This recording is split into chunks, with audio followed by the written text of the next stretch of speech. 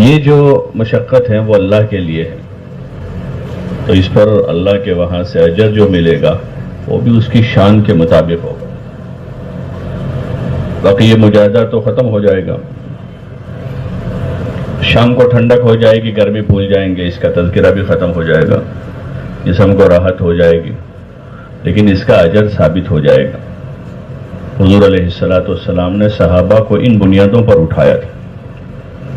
تو سبھی فضائل کی کتاب میں قصہ پڑھتے ہیں تبوک کا، غزوہ تبوک کا قصہ پڑھتے ہیں، حضرت ابوبکر رضی اللہ عنہ نقل کرتے ہیں کہ کلیجے منہ کو آ گئے، ایسی سخت، نیچے صحرا ہے، اوپر آسمان ہے، تپتا ہوا سورج ہے، پانی ختم ہو گیا،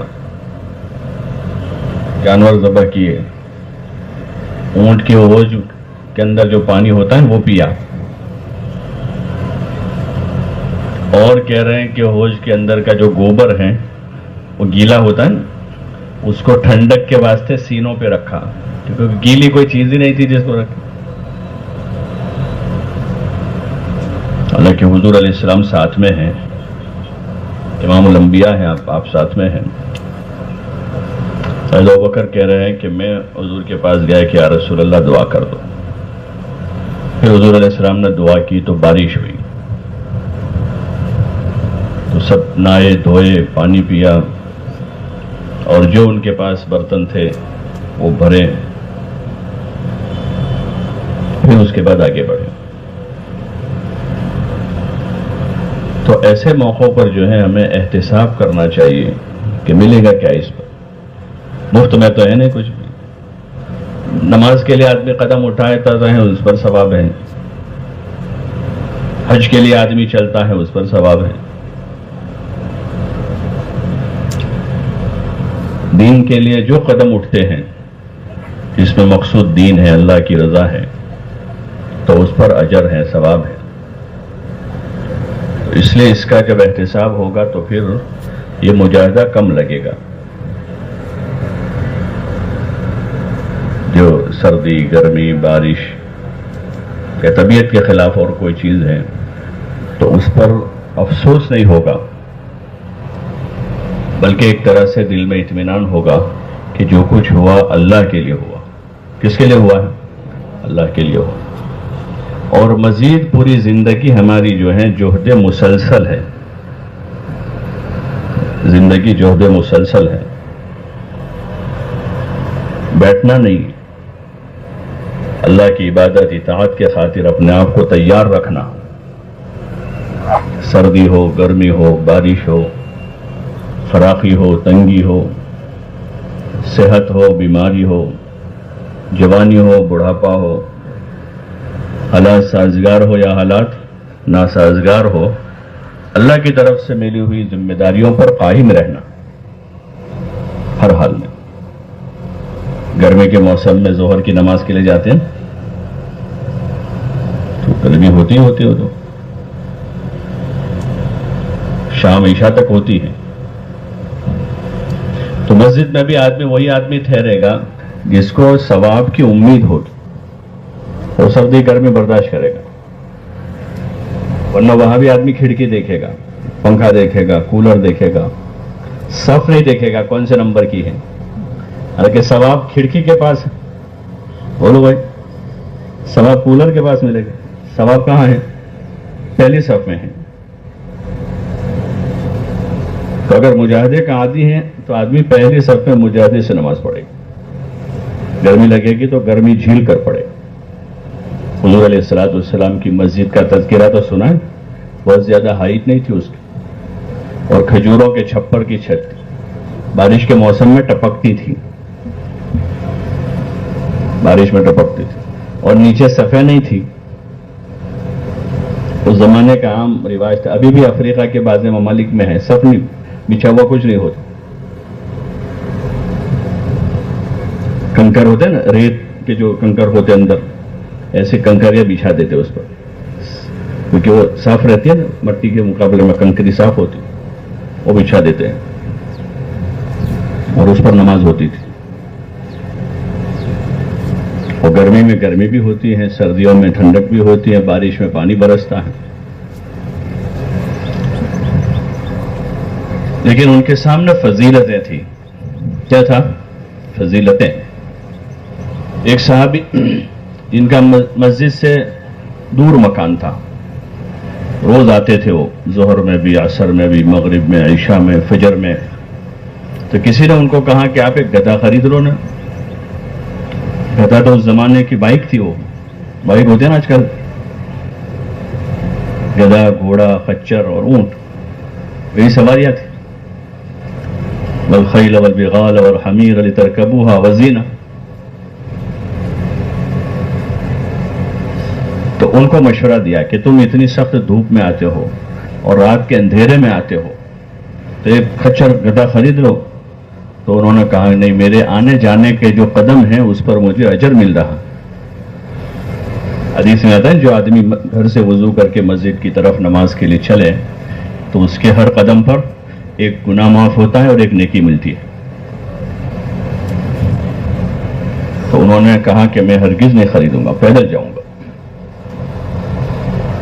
کیونکہ ثواب کے امیدوار تھے وہ. کیسے امیدوار تھے؟ کہ ہم کو ثواب چاہیے، اجر چاہیے، دنیا میں برکتیں چاہیے جو اعمال کے ساتھ وابستہ ہے، اور آخرت میں ثواب اور اجر چاہیے جس کا اللہ نے وعدہ کیا ہے. حضور علیہ السلام نے بھی ہر عمل پر اجر ثواب بتایا. اچھی طرح وضو کرنے پر اجر بتایا کہ جو اچھی طرح وضو کرے. گرمیوں میں بعض مرتبہ پانی گرم ہوتا ہے گرمی کی وجہ سے، اور سردیوں میں پانی ٹھنڈا ہوتا ہے، تو ٹھنڈک مانے ہوتی ہے کہ آدمی اچھے سے وضو نہیں کرتا، جلدی جلدی. تو ایسے میں کہا کہ اسباغ وضو کرے، اچھا وضو کرے، اچھی نماز پڑھے. رمضان گرمیوں میں آتا ہے، ابھی وہی چل رہا ہے اخیر اب گرمیوں کا رمضان ہے. تو وہ گرمیوں میں رمضان میں روزے رکھے آدمی اللہ کے لیے، تو ساری عبادتوں میں مشقت ہے.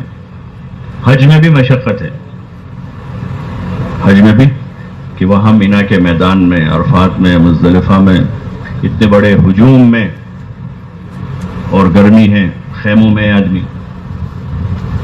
تو یہ مجاہدے کی صفت اگر بنی ہوئی ہے تو حج بھی آسان ہے، نماز بھی آسان ہے، روزہ بھی آسان. اور مجاہدوں سے گھبرا گئے تو نماز بھی نہیں پڑھ سکیں گے مسجد جا کر.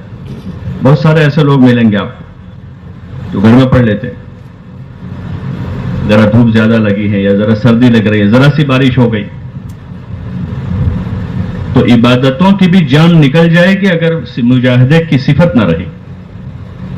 صرف اتنا نہیں کہ وہی تبلیغ والے بہت مجاہدہ کرواتے ہیں، گرمی کے موسم میں جوڑ رکھ دیا ہے یہاں.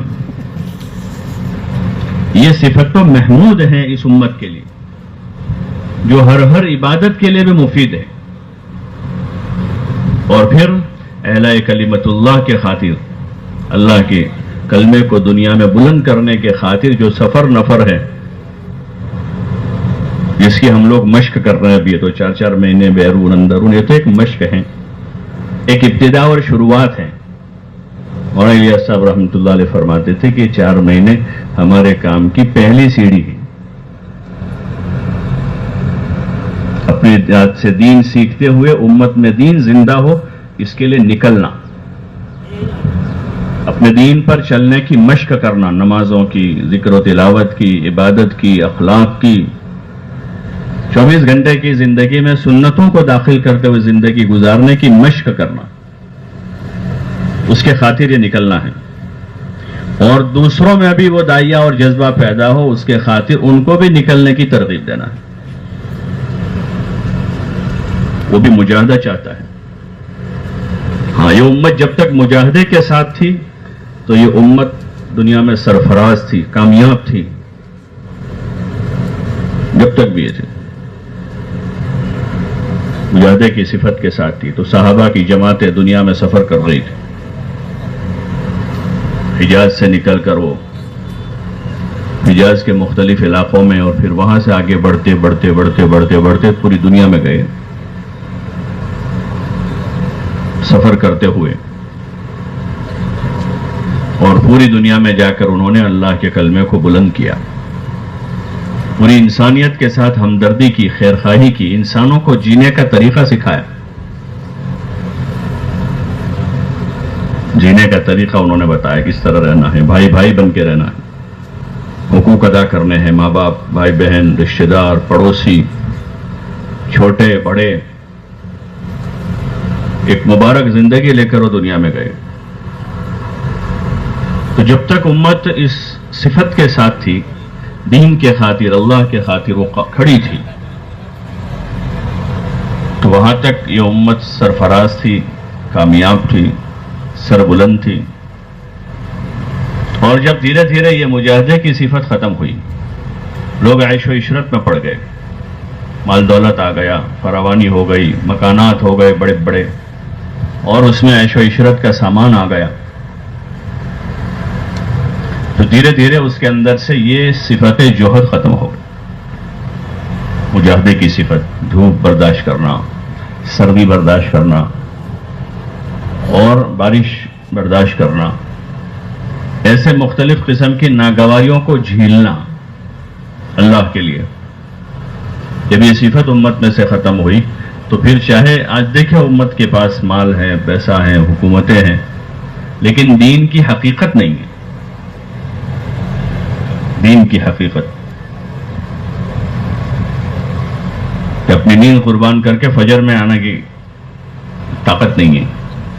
बहुत सारे 4 वक्त के नमाजी मिलेंगे, आप 4 वक्त पढ़ते, लेकिन फजर में उतनी ताकत नहीं है, इतना कुर्बानी देने का दाइया नहीं है कि वो नींद कुर्बान करके मस्जिद आ जाए, या सर्दियों में सर्दी बर्दाश्त करने का दाइया नहीं अंदर। बहुत से लोग ऐसे मिलेंगे जो रोजा मौसम की वजह से छोड़ दें, ये बहुत गर्मी, कि वो ताकत अंदर से जब निकली तो फराइज पर कायम रहना मुश्किल हो गया। दीन के जो अमाल है वो मुजाहिदे के से, इसीलिए अल्लाह ताला ने रोजों को किसी एक महीने के साथ मुख्तसनी कर दिया मौसम के हिसाब से। कभी रमजान गर्मी में है, कभी बारिश में है, कभी सर्दियों में है। हज कभी गर्मी में आता है, कभी बारिश में है, कभी सर्दियों में होगा। नमाजों के औकात में देखें कि गर्मियों में दोपहर में कैसी सख्त धूप है, लेकिन जोहर का वक्त तब्दील किया। बोलो ना कि गर्मी आई है तो चलो जोहर को असर के साथ पढ़ लेंगे, और सर्दियों में जो है फजर में बड़ी मुश्किल रहती है तो ईशा के साथ फजर पढ़ ले। बल्कि उसके औकात की तायीन करके फरमाया, इन्नस्सलात कानत अलल मुमिनीन किताबम मौकूता, कि नमाज मोमिनीन पर वक्त मुतय्यन के साथ फर्ज की गई। रोजों को मौसम के साथ नहीं जोड़ा, हर मौसम में रमजान आता है। कभी तो सर्दियों में 12 ही घंटे हैं, और कभी गर्मियों में 2 घंटे 3 घंटे और बढ़ जाते हैं। तो ये सारी चीजें जो है वो ये चीज इस सिफत के साथ है। हाँ, जब तक ये उम्मत इस सिफत के साथ थी, सरबुलंद थी, इज्जत के साथ थी दुनिया में। शमशीर व सिना अव्वल की इस सिफत के साथ थी, वो मुजाहिदे के साथ थी अल्लाह के नाम पर। ताऊस व रुबा आखिर, और जब वो ताऊस व रुबा में पड़ गई, ऐशो इशरत में पड़ गए, खाने पीने में, आराम राहत के नक्शों में, तो फिर वो जवाल पजीर हो गई। तो इस मेहनत से तो दोबारा वो सिफत को उजागर करना है अपने अंदर, और फिर उम्मत को दावत देनी है ईमान की, आमाल की, अखलाक की, आखिरत की, और अल्लाह के नाम पर जानो माल लगाने की। दोबारा उम्मत उस सतह पर पहुंच जाए। मौलाना इलियास साहब रहमतुल्लाह अलैह से किसी ने पूछा कि आप क्या चाहते हैं इससे, तो एक मौके पर यही फरमाया कि मैं चाहता हूं कि उम्मत दोबारा उस सतह पर आ जावे जिस सतह पर उम्मत को हुजूर अलैहिस्सलाम छोड़कर गए, कि वो कुर्बानी की आला सतह पर छोड़ के गए थे, 5 वक्त के नमाजी छोड़कर गए थे, और उम्मत को बाखलाक छोड़कर गए थे। ईसार और हमदर्दी के जज्बे पर थी उम्मत, अपने आखिरत की फिक्र के साथ थी उम्मत, इस सतह पर छोड़ के गए थे। ईमान, अमाल, اور معاشرت کے حسن معاشرت پر چھوڑ کے گئے، ایک اچھی پاکیزہ معاشرت پر امت کو چھوڑ کے گئے. تو دوبارہ زندگی کے ان تمام شعبوں میں وہ کیفیات وجود میں آ جائیں. جہاں وہ تھے وہاں ہم نہیں جا سکیں گے، وہ بڑے اوپر کے درجے پر تھے، لیکن ہم کو انہی کی نقل اتارنے کو کہاں ہے؟ کس کی نقل کرنے کو کہا؟ حضور علیہ الصلوۃ والسلام کی اور صحابہ کی، کہ ان کی نقل اتارے ایمان میں، نماز میں، علم میں. انہی کے پاس سے علم ہمارے پاس آیا ہی، اخلاق میں اور کیفیات میں ان کی نقل اتاریں. وہ بہت اوپر تھے، بڑے اونچے درجے پر تھے،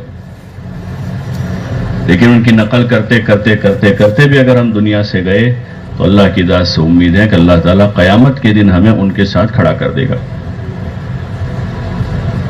اس کی دعا مانگی ہے